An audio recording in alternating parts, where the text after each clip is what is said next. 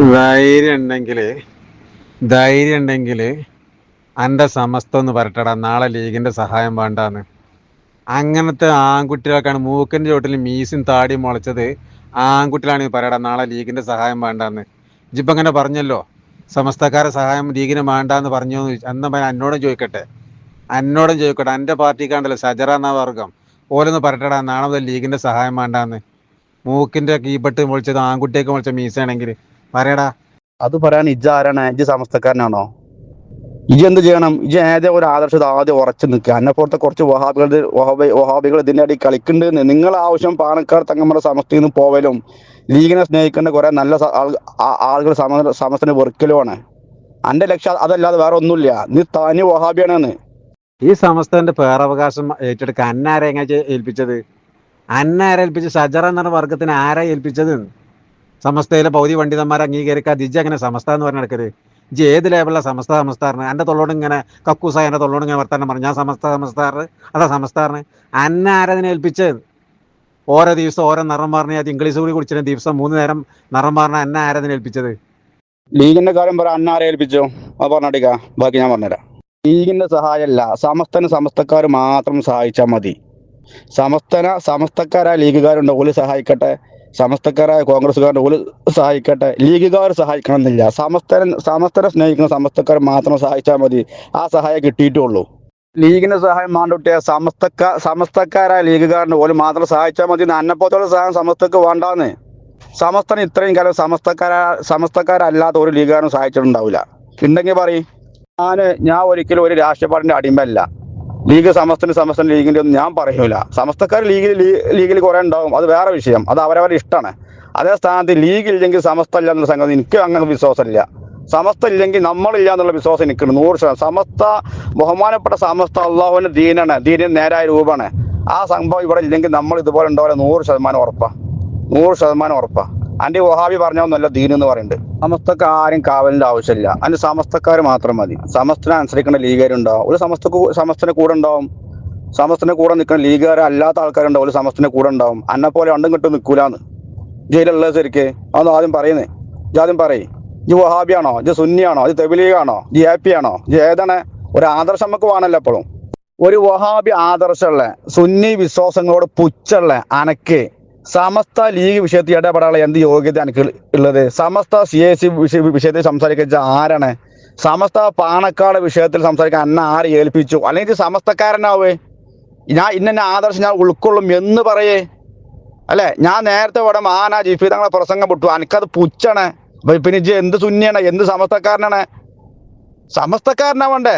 സമസ്തയോളം ഇല്ല ഒന്നും എന്ന് പറഞ്ഞ ഗ്രൂപ്പിലാകുമ്പോ സമസ്തക്കാരനാവണമെന്നേ അവിടെ സംസാരിക്കുമ്പോ. അന്നെപ്പോലത്തെ ഒരു ആദർശം ഇല്ലാത്ത ആൾക്കാർക്ക് എന്തും തോന്നും, നിങ്ങൾക്ക് എന്തും പറയുകയും ചെയ്യാം. നമ്മൾ ഒരു കാര്യത്ത് സംസാരിക്കുമ്പോൾ നമുക്ക് അതിലൊരു നിലപാട് വേണ്ട നാസർക്ക. സമസ്തയുമായി ബന്ധപ്പെട്ട് സംസാരിക്കുമ്പോൾ നീ സമസ്തക്കാരനാണെങ്കിൽ നമ്മൾ സംസാരിച്ചിട്ട് കാര്യമുള്ളൂ. നിങ്ങൾ AP കാരൻ പോലും അല്ല, സുന്നി പോലും അല്ല. ഇനി എന്താ ഞാൻ നിങ്ങളോട് പറഞ്ഞ എന്താണ് കാര്യം? നമ്മളെ ഗ്രൂപ്പിൽ വന്നിട്ട് ഒരു അമുസ്ലിമായ ഒരാൾ സംസാരിച്ചിട്ട് വല്ല കാര്യമുണ്ടാ? അതിന് വേറെ ഗ്രൂപ്പ് ഉണ്ടാക്കണം. നിങ്ങളുമായി വഹാബിസമായി ബന്ധപ്പെട്ട് നമുക്ക് വേണമെങ്കിൽ സംസാരിക്കാം. നിങ്ങളുണ്ടോ? ഞാൻ 40 അംഗ മുഷാവറ ഒരു കാര്യം പറഞ്ഞാൽ അനുസരിക്കുന്ന സമസ്തക്കാരൻ. സമസ്ത CAC വിഷയത്തിൽ സമസ്ത നിലപാട് പറഞ്ഞു കഴിഞ്ഞു. ഞാൻ കൂടെ നിൽക്കുന്ന സമസ്തക്കാരൻ. എനിക്ക് നിലപാടുണ്ടോ? ജിഫി തങ്ങൾ പറയുന്ന ഓരോ വിഷയങ്ങളും ഈ പ്രസ്ഥാനത്ത് ഇന്നും നയിക്കുന്ന അള്ളാഹുവിന്റെ ഔലിയാക്കന്മാർ എന്ന് പറയുമ്പോൾ അത് ഉൾക്കൊള്ളുന്നുണ്ട്. അത് പൂർണ്ണമായി വിശ്വസിക്കുന്ന സമസ്തക്കാരൻ. എനിക്ക് വിശ്വാസം ഉണ്ടോ? സുന്നി മുജാഹിദ് വിഷയത്തിൽ സംസാരിക്കുകയാണെങ്കിൽ എന്നോട് സംസാരിക്കും. അതേ സ്ഥാനത്ത് സമസ്തക്കാരനല്ലാത്ത എന്നോട് എന്തിന് ഞാൻ ഉമർ ഫൈസിന്റെ കാര്യം സംസാരിക്കണം? എന്താണ് കാര്യം? ഇത് ഞാൻ അതിന്റെ അപ്പുറം വേറെ പറയും. ഞാനും വേറെ മറുപടി പറഞ്ഞു കൂട്ടിക്കോ. അപ്പുറം വേറെ ഇജ്ജ് വിശ്വസിക്കൂലെന്ന്. ഇജ്ജ് അതിനു വേണ്ടി വന്ന ആളല്ല. വിശ്വാസമില്ലാത്ത ആള് ഇബിലീസിനെ പോലെ ചോദ്യങ്ങൾ ചോദിച്ചുകൊണ്ടേ ഇരിക്കും. ചേകന്നൂർ നന്നായോ? എന്താ കാരണം? കുരുത്തക്കേടാണ്, നന്നാവൂല. അതെ, എനിക്ക് വിശ്വാസമുണ്ട്. പാണക്കാട് തങ്ങന്മാരെ അംഗീകരിക്കണ സുന്നിയാണ് ഞാൻ. പാണക്കാട് തങ്ങന്മാരെ അംഗീകരിക്കണ സമസ്തക്കാരനാണ് ഞാൻ. പാണക്കാട് തങ്ങന്മാർ എങ്ങനെയാണ് അംഗീകരിക്കേണ്ടത്? എല്ലാ വിശ്വാസങ്ങളും അംഗീകരിക്കുന്നുണ്ടോ? പാണക്കാട് തങ്ങന്മാരെ എല്ലാ ആദർശത്തിലും ആശയത്തിലും എനിക്ക് വിശ്വാസം ഉണ്ടോ? മക്ബറ സിയാറത്ത് അടക്കം, മഹാന്മാരുടെ തേടേണ്ട വിഷയത്തില്, നൂല് മന്ത്രിക്കേണ്ട വിഷയത്തില്, കടലിലേക്ക് പഴം എറിയുന്ന വിഷയത്തില് എനിക്ക് വിശ്വാസം ഉണ്ടോ? എന്നാ പറയും. പാണക്കാട് തങ്ങന്മാർ അംഗീകരിക്കേണ്ട ആള് എന്ന് പറയുമ്പോൾ ഓല എല്ലാം കൊണ്ടും അംഗീകരിക്കണം. സമസ്തനെ അനുസരിക്കേണ്ട ആള് എന്ന് പറയുമ്പോൾ സമസ്തനെ എല്ലാം കൊണ്ടും അനുസരിക്കണം. അതാണ് ന്യായം വെക്കല്ല. കള്ള വഹാബികള് പാണക്കാട് തങ്ങന്മാരെ അനുസരിക്കുന്നത് രാഷ്ട്രീയപരമായിട്ട് മാത്രമാണ്.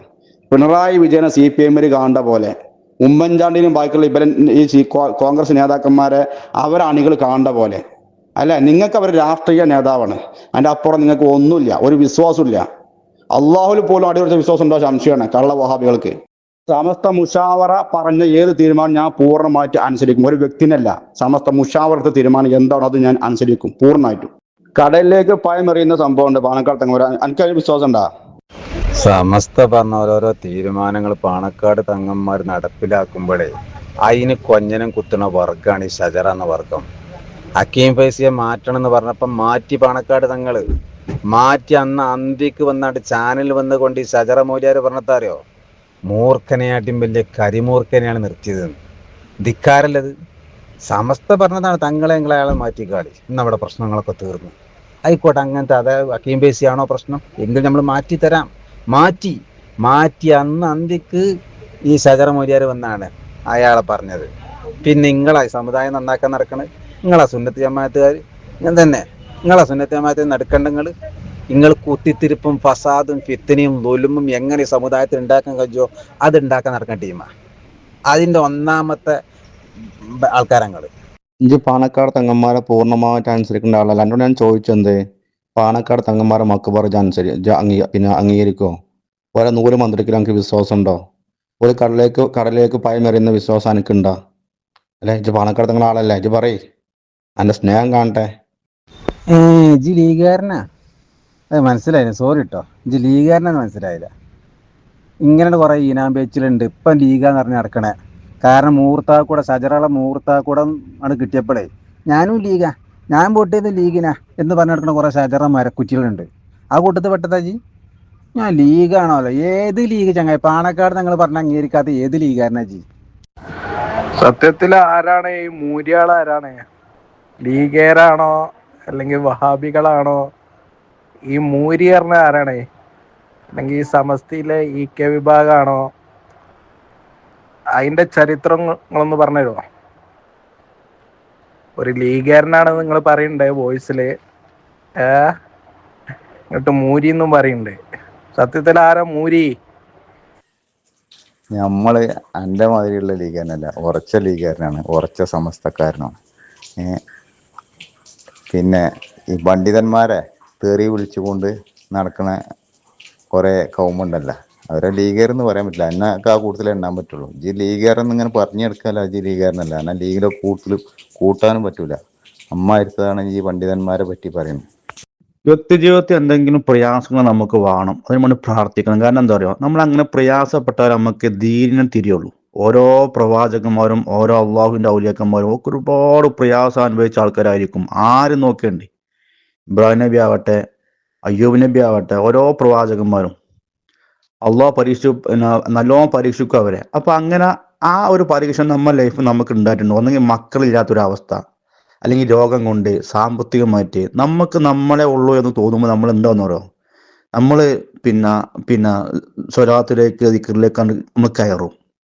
അള്ളാഹു നമ്മളെ അള്ളാഹുലേക്ക് വലിക്കണ പോലെ നമുക്ക് ഫീൽ ചെയ്യും. അപ്പോൾ നമ്മൾ മഹാന്മാരെ സിയാറത്ത് ചെയ്യും, നമ്മളെ ഉസ്താദന്മാരോട് ചെന്ന് കാര്യങ്ങൾ പറയാം. ആ ഒരു സമയത്ത് നമുക്ക് അവരോട് ബന്ധപ്പെടാനുള്ള സാഹചര്യങ്ങൾ ഉണ്ടാവുകയാണല്ലോ അല്ലേ. അങ്ങനെ നമ്മൾ ബന്ധപ്പെട്ട് ഇങ്ങനെ പോയി കൊണ്ടിരിക്കുമ്പോൾ നമ്മൾ ഒരു പക്ഷേ പ്രത്യേകിച്ച് നമ്മളെ ഇന്ത്യൻ്റെ സുൽത്താൻ ആരാണ്? അജ്മീർ ഖാജാണ്. ഖാജിൻ്റെ അടുത്തൊക്കെ ആണ് ചെല്ലും നമ്മൾ. ഓരോ ആളുകളും ഒരു അള്ളാഹു നമ്മളെ ഉദ്ദേശിച്ചാൽ ഒരു നാട്ടിലുള്ള മഹാനടുത്ത് നമ്മൾ ചെന്നിരിക്കും. അപ്പൊ നമുക്കുന്നുണ്ട്. അപ്പൊ പ്രത്യേകിച്ച് മഹാനായ ശംസുലം അടക്കമുള്ള മഹാന്മാര്, ഒരു സമസ്തക്കാരനാണെങ്കിൽ പറയാട്ടോ, അവരുടെ പേരിലൊക്കെ എന്നും ഫാത്തിഹ പതിവാക്കി മുത്തുനബിന്റെ പേര് സ്വലാത്ത് ചൊല്ലി ഇങ്ങനെ പോകണമെങ്കിൽ, ഞാൻ അത് പറയാൻ കാരണം നമ്മളെ ഗ്രൂപ്പ് ഒരുപാട് ആളുകൾ സമസ്തനെ പരിഹസിക്കുന്ന, കളിയാക്കുന്ന, അവർക്കൊന്നും അത് ഉണ്ടാവില്ല. നല്ല സുഖത്തിൽ ജീവിച്ച ഒരാൾക്കും ഇന്നത്തെ കാലത്ത് സമസ്ത എന്താണെന്നും ദീനി എന്താണെന്നും തിരിയൂല. നമുക്ക് മറുപടി ഉത്തരം കിട്ടാത്ത ഒരുപാട് ചോദ്യങ്ങൾ ദീനിലുണ്ടാവും, നമുക്ക് അറിയൂല. പക്ഷെ അത് നമുക്കത് അനുഭവ ബോധ്യമായിരിക്കും. എന്നാ പറഞ്ഞാലും വിശ്വസിക്കോ? അതുമില്ല. പറഞ്ഞാല് അതെന്താവും, അത് പരിഹസിക്കപ്പെടും. വലിയ സത്യമാണ് ഇന്നത്തെ കാലത്ത് പറഞ്ഞാൽ ഉൾക്കൊള്ളാൻ വേണ്ടി പറ്റാത്ത വലിയ വലിയ സത്യങ്ങൾ ബഹുമാനപ്പെട്ട സമസ്തയിലുണ്ട്. അത് 100% ഉറപ്പാണ്.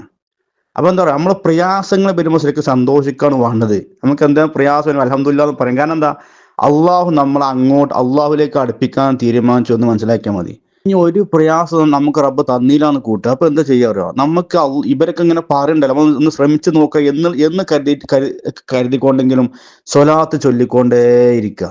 മഹാന്മാരെ പേരിൽ ഫാത്തിഹ ഓതുക. നമ്മൾ അടുത്ത മഹാന്മാരെ പോയി സിയാറത്ത് ചെയ്യുക. 100% കിട്ടും. സ്വലാത്തിന്റെ പവർ എന്താന്ന് വെച്ചാൽ ഏത് ഉണക്കമരത്തെ അത് പച്ചപ്പയിലേക്ക് കൊണ്ടുപോകുന്നുള്ളതാണ് അല്ലെ. നമ്മൾക്കൊരു മരങ്ങളായിട്ട് തന്നെ കൂട്ടിക്കോളി, ഷജറായിട്ട് തന്നെ കൂട്ടിക്കോളി. ഈ ഉണക്ക ഷജറകൾ ഉണ്ടാവും, ഉണങ്ങിയതുണ്ടാവും, തീരെ വളരാത്തൊക്കെ ഉണ്ടാവും, പല കോലത്തിലായിരിക്കും. സ്വലാത്ത് ഇങ്ങനെ ചെല്ലി നമ്മൾ ആത്മാർത്ഥമായിട്ട് ഇറങ്ങിയാൽ നമ്മൾ ചിന്തിക്കുന്നതിനപ്പുറം ആർക്കും അല്ലെ ഈ നമുക്ക് ശ്വാസമുള്ള കാലത്തോളം നമുക്ക് അള്ളാഹുലേക്ക് അടുക്കാനുള്ള സമയമുണ്ട്. അപ്പൊ ഒരു അള്ളാഹു നിശ്ചയിച്ച സമയം ഉണ്ട്. അത് നിലച്ചാലല്ലേ നമുക്ക് പിന്നെ പേടിക്കാനുള്ളൂ. അതുവരെ സമയമാണ്. ഇതൊക്കെ നമ്മളെ വിലപ്പെട്ട സമയമാണ്. അപ്പൊ ആ സമയത്ത് നമ്മൾ ഈ ചർച്ചകളൊക്കെ ചെയ്യുമ്പോൾ ഒരു സമസ്തക്കാരനാകാൻ ആഗ്രഹമുണ്ട് എന്നുണ്ടെങ്കിൽ, ഇതൊക്കെ പറയുന്നത് വിശ്വസിക്കാൻ ആഗ്രഹമുണ്ട് എന്നുണ്ടെങ്കിൽ ആത്മാർത്ഥമായിട്ട് ഇറങ്ങി തിരിച്ചാൽ പടച്ച റബ്ബിന്റെ വഴി നമ്മൾ കണ്ടിരിക്കുക 100% ഉറപ്പാണ്. നമ്മൾ പലതും ചർച്ച ചെയ്യും, പക്ഷെ നമുക്ക് എന്തൊക്കെ പലർക്കും ഈ ചർച്ചയൊക്കെ വെറും പരിഹാസം മാത്രമാണ്. നമ്മൾ ജീവിതം ഇതല്ലല്ലോ, നമുക്ക് ജീവിതം വരാണ്ട് എന്നുള്ള ബോധ്യം ഒരു മനസ്സിൽ നമ്മൾ ഉണ്ടായതിനു ശേഷം എന്ത് ചെയ്യുക, നമ്മൾ ഈ പണിക്ക് ഇറങ്ങും ചെയ്യാം.